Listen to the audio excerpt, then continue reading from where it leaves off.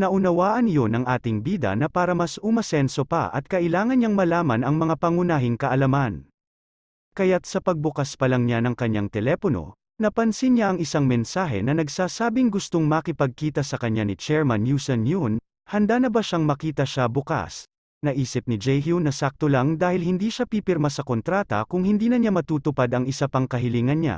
Kinabukasan, pagdating pa lang niya sa Lotus Guild, napansin niyang malamang alam na nila ang lahat dahil nakita nila ang profile niya. Lalo na 77% magic predisposition niya.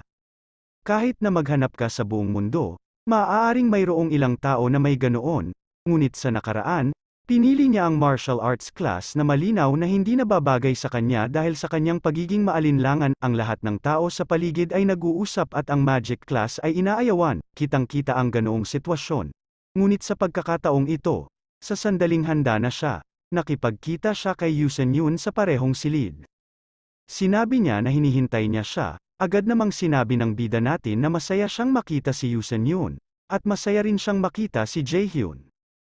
Agad niyang tinanong ang tungkol sa kontrata dahil napaka-tempting ng offer niya. Pero alam din niyang totoo yun dahil hindi lang cash allowance ang mabibigay niya kundi pati na rin ang unlimited na equipment na may magandang klase. Sa kaso ng pagkawala ng ari-arian, walang parusang ibibigay, at ang mga kayamanan ng raid ay ipamahagi depende sa kanyang kontribusyon. Lahat ay pabor sa kanya. Ang nasabing alok ay isang pagsalakay ng A-rango at mas mataas. Kaya sa puntong ito, tila bago pumirma, nais niyang ipahayag ang isa pang kondisyon. Kaya sa sandaling hilingin sa kanya ni Yoo Sun-yoon na boses ito, sinabi rin niya na wala pang isang buwan mula noong pinalitan niya ang kanyang battle class sa isang magic class, kaya tiyak na mahirap para sa kanya na humawak ng mahika. Ang tanging bagay na gusto niyang personal na ituro sa kanya ni Yoo Sun-yoon ay ang unang tuntunin ng kaligtasan bilang isang raider. Kinakailangan na laruin ang pinakamahusay na card sa sandaling ito ay makakakuha ng pinakamataas na epekto. Naintindihan din ng guard na kaharap niya ang isang mahirap na lalaki dahil naramdaman niya ito kahit sa una nilang pagkikita. Kahit na ang chairman ay master ng Lotus Guild at isa ring raider na may pinakamataas na ranggo nako. Kakaunti lang sila sa mundo, mahirap lang para sa kanya na paniwalaan na hinihiling siya ni Jae-hyun na maging guro niya. Itinaas din niya ang kanyang mga kamay at sinabing kapag pumayag siya rito ay pipirmahan nila kaagad ang kontrata. Napangiti si Yoo Sun-yoon at sinabing napaka-interesting ng lahat, kaya sinabi niyang pwede pa rin ang kontrata dahil pumukaw pa rin ito sa kanyang tunay na interes. Syempre, bago iyon, sa sandaling italaga nila ang kontrata, nagpasya si Yoo Sun-yoon na subukan ang kanyang talento. Syempre, naunawaan ito ng pangunahing tauhan, na tiyak na gustong malaman ng Lotus Guild ang kanyang lakas. Napansin ng security guard na nagbago ang muka ng chairman, at alam ni Jae-hyun na gusto niya ito ang subukan. Ngunit ano ang hinihiling sa kanya? Ngumiti lang si Yoo Sun-yoon, kaya sa isang pagpitik ng kanyang mga daliri, isang kakaibang autumnal glow ang lumitaw sa kanyang likuran, at sinabi niyang may mono cube sa likod niya at kailangan ito ang harapin ni Jae-hyun. Napansin ng ating mga bida na medyo mahirap ito ang gawin dahil may nakita siyang mono cube sa harap niya. Sinabi naman ni Yoo Sun-yoon na dapat ganoon na lang ang isang tao dahil pumirma siya ng kontrata sa Lotus Guild. Kailangan mong magawa kahit paano ang ganoong bagay. Karaniwan, ang mono cube ay ginagamit para sa mababang level ng mages, 7% lang ang makakapasa nito. Ngunit magtagumpay kaya siya, agad niyang nil-ingun si Yoo Sun at sinabing mukhang ikakasira niya na ito. Ngunit sinabi ni Yoo Sun-yoon na hindi, at kahit natalo siya, pipirmahan pa rin ang kontrata. Ang mga kondisyon ay hindi magbabago dahil siya, ang Lotus Guild Master, ay magagarantiya sa kanya. Alam ni Jae-hyun na walang paraan para sa kanya, na hindi siya maaaring umatras, na kailangan lamang niyang sumulong. Lumapit si Yoo Sun-yoon sa kanyang security guard at sinabihan siyang ihanda ang mga dokumento. Laking gulat ng gwardya dahil hindi niya inaasahan na gagamit siya ng ganoong paraan. Sinabi nito sa kanya na kahit siya ay hindi sanay sa pakikitungo dito.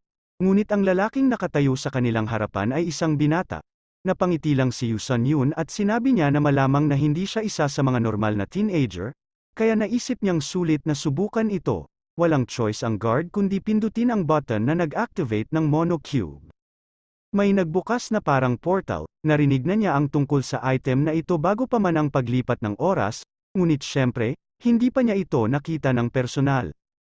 Ang mahiwagang kapangyarihan na ito ay napakapangit, ngunit ang tanging ginawa ni Yuson Yun ay ang swertihin siya, kaya't sa parehong sandali.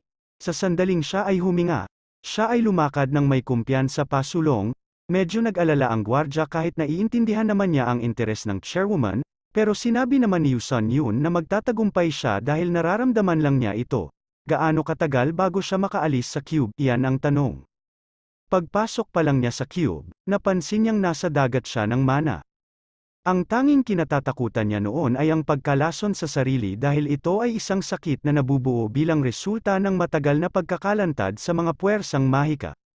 Ngunit ang mana sa mundong iyon ay parang oxygen, kung wala ito, imposible lamang na gumamit ng isang skill. Ngunit kung sumobra ka, maaaring mabaigo ang iyong mga baga at puso, na haantong sa tiyak na kamatayan, kaya ayaw niyang mag-aksaya ng oras dahil posibleng hindi pa lumalabas ang sintomas ng pagkalason. Ang kanyang pangunahing layunin sa oras na iyon ay upang makahanap ng isang paraan palabas dahil kung ang tama ang naalala niya, pagkatapos ay mayroon lamang isang paraan upang makalabas sa cube. Kailangan mong hanapin ang mga pintuan na konektado sa labas sa loob ng walang katapusang whirlpool. Naglakas loob siyang mag-concentrate, nagsimulang maramdaman ang mga alon ng enerhiya dahil tiyak na nasa gitna nila ang landas at siya ang magdadala sa kanya palabas. At the same time, may naramdaman siyang kakaiba. Napansin niya na sa isa sa mga whirlpool, mayroong isang kristal na may hindi kapani-paniwalang mahiwagang kapangyarihan. Sa una, mula doon, tila naglalaman ang lahat ng kapangyarihan ng lugar na ito kung saan ito matatagpuan. Habang ang bida ay patuloy na naghahanap ng daan patungo sa kanyang paglabas, ipinagpatuloy ng gwardya ang kanyang pag-uusap kay Yuson Yun, hindi pa rin siya makapaniwala na makakaalis roon si Jaehyun, sa tingin niya ay sobra na yon. Ngunit sa pag-iisip kung ano ang ginawa niya kamakailan, mas tiyak na gumaling sa kanya. Tinanong siya ni Yuson kung gaano katagal ang pagsubok. Sumagot si Yuson Yun na inabot siya ng 40 minuto ng personal, na siyang pinakamagandang resulta sa bansa. Kaya sinabi ng security guard na mayroon siyang dalawang pagpipilian, alinman sa hindi siya lalabas, o magtatakda siya ng bagong record. Gayon din, naisip niya iyon, at umaasa ang gwardya, kaya nang tumingin sila sa cube, hindi nila napansin na nagsisimula na ito na masira, ito ay nabasag. Tiningnan ng security guard ang kanyang telepono at napagtanto na 10 minuto pa lang ang lumipas at may bumukas sa cube. Kaya ano ang nangyayari sa loob na ito? Siyempre, ipinakita na sa loob ng cube, patuloy na lumalapit ang ating bida sa crystal kung saan nagmumula ang napakalakas na enerhiya. Malamang, ito ang core dahil kung gayon, makakalabas siya sa simpleng pagsira na ito at hindi na kailangan pang maghanap ng paraan. Hinawakan niya ito at dinurog ng sabay, kaya nakakuha siya ng bagong passive skill, Mana Control Essence. Sa sandaling ginawa niya ito, nagulat ang lahat sa labas, hindi sila makapaniwala dahil 7% lang ang nakakalabas dito, pero inaabot sila ng halos 3 oras, ang mga A-rank raider magagawa ito sa loob ng 1.5 oras, ngunit magagawa ito ng mga S-rank sa loob ng 1 oras. Ngunit ang ating bida ang nakagawa na ito ng mas mabilis kaysa sa iba dahil kahit na sa kabila ng naunang record na naitala ni Camilla mula sa Union of Europe ay humigit kumulang 36 na minuto, sa kabila na siya ay isang henyo ng magic. Ngunit sa sandaling iyon, sinira ni Hong ang record na iyon. Tumakbo ang security guard sa kanya at nagsimulang sumigaw na hindi kapani-paniwalang natapos niya ito sa loob lamang ng 10 minuto. Kaya lumapit din si Yuson Yun sa kanya at tinanong kung paano siya nakalabas ng napakabilis, ngunit dito, sumagot siya na may nakita lang siyang kristal sa loob at pagkatapos ay nabasag lahat. Lalong nabigla si Yuson Yun dahil ang kristal na mana cube ay isang sisidlan na nag-iimbak ng lahat ng enerhiya ng magic space at hindi ito mahahanap ng ordinaryong awakened na tao at lalong hindi ito madaling sirain. Kaya kung ang taong nakatayo sa harap na ito ay nagawang basagin ito, ibig sabihin ay mas malaki ang kanilang mana kaysa sa enerhiya ng cube. Tinalikuran siya ni Yuson Yun at hinaypan ang buhok sa hangin. Sinabi niya na sa ngalan ng Lotus Guild at ng kanyang pangako, tuturuan niya siya. Siguradong masaya siya tungkol dito. Sa puntong ito, makikita natin na hindi lamang siya kundi maging ang kanyang ina ay nakatayo sa pintuan ng kanyang bahay. Hinihintay na siya ng mga ito dahil hindi niya sinasagot ang telepono. Gayunpaman, sa sandaling ito ay lumabas si Jaehyun sa itim na mamahaling kotse, at lahat ay nagulat dito. Bakit siya ang lumabas dito? Naisip pa ng ina na nagsimula siyang gumawa ng masama. Pero pagdating niya sa bahay, sinabi niya agad sa girlfriend niya ang lahat. Sinabi niya sa kanya na ang martial arts class ay hindi angkop para sa kanya, kaya nagpa siyang pumunta sa magic class. Natapos na niya ang pagsasanay at pinirmahan ang lahat. Nagkasakit pa siya mula sa klase ng militar. Hindi makapaniwala ang dalaga dahil ilang araw lang ang nakalipas. Kinumpirma niya na walang silbi ang mga magician in the future. Talaga bang nilalagnat ang taong ito? Ngunit ang ating bida ay itinaas lamang ang kanyang mga kamay at sinabi na ang isang tao ay maaari baguhin ang kanyang mga desisyon anumang oras. Si Yeojung naman ay nagsimulang magkwento kung paanong hindi niya akalain na ganito ang maririnig niya mula sa kanya. Sigurado ka bang pinili niya ang martial art class dahil lang sa kanyang ina sa kabila ng kanyang magical talent? Ang pagiging isang mage ay hindi kumikita, at nangangailangan ito ng maraming enerhiya. Sinimulan niyang sabihin ang lahat ng mga bagay na sinabi niya sa nakaraan, partikular na ang Raider Warriors ay nahirapan sa paghahanap ng trabaho dahil napakalaki ng posibilidad ng pinsala, at nag-aatubili ang employer na bayaran ang mga gastos. Ngunit itinigil ni Jaehyun ang pag-uusap na ito dahil mas interesado siyang gumawa ng isang bagay sa kanyang bahay. Dahil sa totoo lang, nasa business trip na naman ang mga magulang niya, pero ang sabi lang ng dalaga ay bumisita lang siya, at ang sabi niya lang ay pwede siyang mag-overnight. Ang ating bida ay nagustuhan ito dahil ang kanilang mga tunay na ari-arian na ang kanilang apartment ay may napakalawak. Nalaman natin na si Yeojung ay nag-iisang anak na babae ng isang napakayamang pamilya at isang negosyante. Ang kanyang mga magulang ay nakikibahagi sa pagproseso ng mga labi ng mga halimaw at pagkatapos ay ibinebenta ang mga ito sa mga merkado sa mundo sa ibang mga bansa. Minsan may mga bagong halimaw na lumilitaw, at kailangan nilang ayusin ang mga paglalakbay sa paggawa, kaya naman si Kim Yeojung ay laging nag-iisa, at ang kanilang mga magulang ay napakalapit na magkaibigan, kaya ang pagtulog sa kanilang bahay ay karaniwang bagay. Sabay tingin sa kanya at sinabing kung ganoon nga, hayaan siyang magturo sa kanya ng mga pangunahing kaalaman sa mahika. Sinabi niya na ito ay hindi para sa wala, kaya nagpasya siyang pag-isipan niya kung ano ang dapat gawin ng ating pangunahing tauhan para sa kanya. Matagal siyang nag-isip dahil hindi pa niya ito naiisip noon. Kaya sa huli, sinabi niyang tuparin niya ang kahit anong kagilingan na hingin niya dahil kung hindi siya pumayag, siguradong hindi siya na ito tuturuan. Ang pangunahing tauhan ay nag-isip at sinabi na siya ay pumayag. Ngunit ang termino ng kanilang kasunduan ay 1 taon lamang, dahil kung hindi siya makabuo ng isang kahilingan sa oras, tapos na ang deal. Sinabi ni Kim Yeojung na siya ay isang gaaman na lalaki. Ngunit pumayag pa rin siya, naisip niya habang nakangiti na tiyak na makakalimutan niya ang lahat ng ito, kaya't nagpasya siyang kulitin muli. Tinanong niya ito kung ano ang mali sa mukha na ito at kung may naisip siyang kabastusan. Siyempre, kinuha niya ang unan at sinimulang ihampas ito sa ulo niya at sinabihan siyang tumahimik. Niyaya sila ng nanay ng ating bida na maghapunan dahil handa na ang pagkain, at sa oras na ito, lahat ng ginawa nila ni Kim Yeojung ay naging puro saya. Siguradong natutuwa ang bida natin, kasi nakangiti siya, ang saya-saya niya. Ngunit sa sandaling ito ay mapapansin natin na ang ama ng pangunahing tauhan, ay patuloy na nakikipaglaban sa mga halimaw. Siya ay pinuri dahil salamat na lamang sa kanya na madali nilang nakayanan ang mga halimaw. Dahil matagal na silang hindi nagsaya sa isang raid, inalok siyang sumali sa guild dahil kung mangyari ito, bubuo sila ng isang malakas at makapangyarihang alyansa. Ngunit nilinaw ni Min Sono na wala siyang ganoong mga plano. Hiniling niya sa kanya na patawarin siya. Ang lalaking tumawag sa kanya sa Scarlet Guild ay patuloy na hinahabol siya at sinasabing ibibigay nila sa kanya ang lahat ng kailangan niya. Pero ang tanging nasabi ni Min Sono ay napagod na siya sa kanya dahil hindi niya gusto ang lahat ng kasakiman na nanggagaling sa lahat ng tao. Mabilis niyang ginamit ang isang uri ng skill sa lalaki, na para bang ginapos siya ng mga tanikala. Lumabo ang kanyang mga mata, kaya pagkaraan ng ilang sandali, wala na doon siya doon. At hindi malaman ng lalaki kung nasaan siya. Siyempre, habang kinakaharap nila ang lahat ng pagnanakaw, hindi nag-aksaya ng oras si Jaehyun kay Yoo Seon-yoon. Nagpatuloy sila sa kanilang pagsasanay. Gusto ni Yoo Seon-yoon na makita ang kanyang kakayahan sa pakikipaglaban, na nangangahulugang gusto niyang magkaroon ng training duel.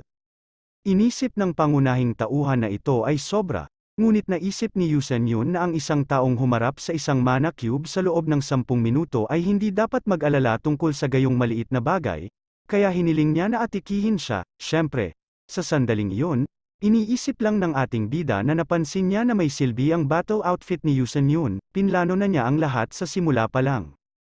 Kaya't sa parehong oras, sa sandaling siya ay huminga, nagsimula siyang maghanda para sa labanan. Tumayo siya, nagpatuloy sa daan sa pamamagitan ng pagpapasadya ng mga bahagi ng kanyang katawan. Gumamit siya ng tipikal na warrior stance kung saan maiiwasan niya ang pag-atras ng kaaway pati na rin ang counter-attack. Sinubukan niyang hampasin si Yusen Yun, ngunit lalo na ito ang pinigilan ng kamao niya gamit ang kamay niya at ibinato rin yun pabalik. Siyempre, sa simula, naisip niya na makakayanan niya ang kahit isang suntok, ngunit si Yusen Yun ay isang raider ng pinakamataas na ranggo at isang healer din. Sa sandaling itinapon niya ang ating bayani, ipinaalala niya sa kanya na gusto niyang pumili ng klase ng martial arts, dahil kung gayon, hindi niya maalis ang mga dating gawi dahil ang isang mage ay hindi maaring basta-basta umaatake. Kaya tinanong niya ito kung alam niya kung ano ang pagkakaiba ng martial arts mula sa magic. Sinabi ni na ito ang distanya dahil ito ay ginawa para sa suntukan at ranged combat. Kinumpirma ni Yusen Yun ang kanyang mga salita at ipinaliwanag din na pinahina lamang ng mga raiders ang kalaban sa malayo, pagkatapos ay nagmamadaling umatake. Ngunit, sinusubukan niya na bawasan ang distansya sa kaaway ng sabay-sabay. Dahil dito, ang sinumang mage ay tiyak na matatalo. Kaya ang tanging bagay na napagpasyahan niyang gawin ay pahirapan ito. Pagkatapos ng lahat, kailangan ni Jaehyun ng isang malinaw na halimbawa upang maunawaan kung paano dapat lumaban ang mga tunay na mage. Tumayo siya at sinabing sa pagkakataong ito ay sisimulan na rin niya ang pag-atake sa kanya, ngunit hindi na siya masasaktan, ngunit gayon paman, nagbabala siya na sa matinding mga kaso, masasaktan siya sa paggaling. Alam niyang higit pa ang kanyang kaya hiniling niya sa kanya na lumaban ng buong dedikasyon. Itinutok niya ang isang maliit na bola sa ating bida, na mukhang hindi nakakapinsala, ngunit sa parehong oras, ito ay naging isang malaking sinag na halos pumatay sa kanya. Sa sandaling ginamit niya ang kakayahang ito at umiwas ang pangunahing tauhan, sinabi niya na ngayon na niya ang pag-atake. Kasabay na ito, isang atake ang na-activate, at sinubukan niyang tamaan si Yusen Yun dito. Siyempre, hindi niya ito matamaan, ngunit nagulat siya na mayroon siyang ganitong nakatagong skill. Napagtanto niya na punong-puno siya ng mga sorpresa, ngunit kahit anong spell ang mayroon siya, huwag niya ito ang gagamitin kung hindi niya ito matamaan. Habang ina-activate ang sarili niyang mga kadena na eksaktong natama niya ang target, napakabilis ng mga ito na hindi ka makapag-react sa mga ito ng maayos. Natuwa siya na kahit na hindi niya inilagay ang ikalimang bahagi ng kanyang lakas sa pag-atake, hindi niya inaasahan na mananatili siya sa kanyang mga paa. Kaya't nagpa siya siyang oras na para i-activate ang higit pa sa mga chain na ito. Sa sandaling lumipad sila ng diretso sa ating bayani, napagpasyahan niya na oras na para i-activate ang absolute count, na tiyak na sisira sa mga atake ni Yusen Yun. Hindi siya makapaniwala dahil paano nagagawang baligtarin ng batang nasa harapan niya ang spell at basagin ito. Nagsisimula na siyang matuwa sa nakita, at alam niyang paulit-ulit siyang pinagtataka na ito. Kaya ano pa ang mayroon siya sa kanyang arsenal? Siyempre, ginulat na ito si Jaehyun, kaya nagpa siya siyang samantalahin ang kahinaan ni Yusen Yun at nagawang umatake ng napakabilis na, para sa isang hindi sanay sa magic, na magkaroon din ng ganoong kapangyarihan, ito ay masyadong nakakagulat. Pagkatapos ng lahat, para sa isang mage, ito ay isang ipinag-uutos na ritual, tanging ang mga bihasang wizard lang ang makakapagbigay ng spell sa katahimikan. Hindi pa alam ng lalaking ito kung paano, pagkatapos ay masasabi natin na maaari siyang gumamit ng mahika nang hindi binibigkas ang spell. Sa sandaling napagtanto ni Yusen Yun na ang ating bida ay halos ubos na ang mana at isang tunay na halimaw ang kanyang kaharap, sinabi na ang kanyang estudyante ay maraming tinatagong talento, ngunit siya ay nagkukulang sa maraming bagay. Dahil sa parehong sandali, dumaan siya sa ilalim niya at inikat siya sa sahig. Diretso ito ang bumagsak sa kanyang likuran dahilan para mapatingin siya sa kisame. Lumapit si Yusen Yun at tumabi sa kanya, nagpasalamat sa kanya. Akala ba talaga niya matatalo niya ito? At the same time, tinulungan siya na ito ang makatayo, ibinigay na ito ang kamay sa kanya, ngunit nabigla pa rin siya dahil hindi man lang niya napansin ang huling suntok na ito. Iyan ang ibig sabihin ng Raider of the Highest Class, dahil kapag inilaan mo ang iyong sarili sa mga klase ng martial arts, nakakakuha ka lamang ng karanasan sa malapit na labanan, at mayroong walang katapusang pag-atake ng mahika, pati na rin ang kanilang hindi kapani-pani walang bilis. Si Yusen Yun naman ay tumingin sa kanya at napagtantong may gagawin ang kanyang estudyante, ngunit ayaw niyang ipakita ito. Sinabi lang niya na sa laban, may naalala siya, naalala niya ang bagay na iniisip ng lahat, nagsalita siya tungkol sa estilo ng pakikipaglaban na hindi pa nagagawa ng sinuman, ngunit sa tingin niya ay kaya ni Jaehyun, kaya tinanong niya ito kung hindi ba siya naiintriga, kung tutuusin, kung siya ay tahimik, maaari niyang tawagan ang kanyang guro. At binati rin niya ito dahil estudyante na niya ito. Sa sandaling ito ay may sariling ginagawa ang ating bida, habang si Yeojung ay nakaupo sa tabi niya. Pinilit niyang makinig sa kanya habang patuloy na kumakain ng ice cream na labis niyang ikinainis. Sa katunayan, nagpatuloy sila sa pag-uusap tungkol sa mahika, at nagpatuloy siya sa pagbibigay sa kanya ng mga aralin, na sinasabi sa kanya ang tungkol sa mga guhit na mayroong pagpapalakas ng labanan at pagpapagaling na mahika. Pero syempre, may iba, nabanggit lamang niya ang mga pangunahing bagay sa puntong ito. Sa sandaling tingnan nila ito, ang magic proficiency ni Jaehyun ay tumaas ng buong 5%, naunawaan niya na ang sistema ay nagpapadala sa kanya ng mga abiso sa tuwing siya ay umuunlad, na parang masaya ito sa kanyang tagumpay. Pero ang hindi lang niya ikinatuwa ay patuloy pa rin ang tingin sa kanya ni Yeojung, na tila hindi siya galing sa martial arts class. Dahil sa loob ng 2 araw, natutunan niya ang mga spells na tumatagal ng higit sa 1 buwan upang matutunan. Pero hiniling ng ating bida na huwag magtaka dahil siya mismo ang nagturo sa kanya na ito ay lahat sa 3 araw. Pero syempre, nakahanap ng bagong dahilan para humanap ng mali sa kanya. Sinabi niya sa kanya na tawagan ang kanyang guro, at wala siyang nakitang kakaiba dito dahil nagsimula siyang mag-aral ng magic arts bago siya, at sa bilis na ito, maabutan siya na ito nang hindi nagtagal. Pero ang tanging naisip niya lang ay napilitan lang siya. Kailangan niyang matutunan lahat dahil nakataya ang buhay niya. Si Yeojung, na kumuha ng isa pang lata ng ice cream, ay sinabi na hindi niya sinabi sa kanya na labis siyang nagulat nang pumili siya ng martial arts class. At bakit naman niya pipiliin ang martial arts class dahil sinabi lang ng iba na wala ito ang silbi? Bakit niya itatapon ang talento niya? Napakatanga na ito. Ngunit sa sandaling naisip niya ito, bahagyang hindi niya naintindihan ang sandali. Nagsimulang lumitaw ang mga kadena sa kanyang harapan, tulad ng ginawa ng kanyang ama. Pagkatapos ng lahat, pinili ba niya ang landas ng isang mandirigma sa kanyang sariling malayang kalooban? Parang naputol ang mga kadena na pumipigil sa kanya.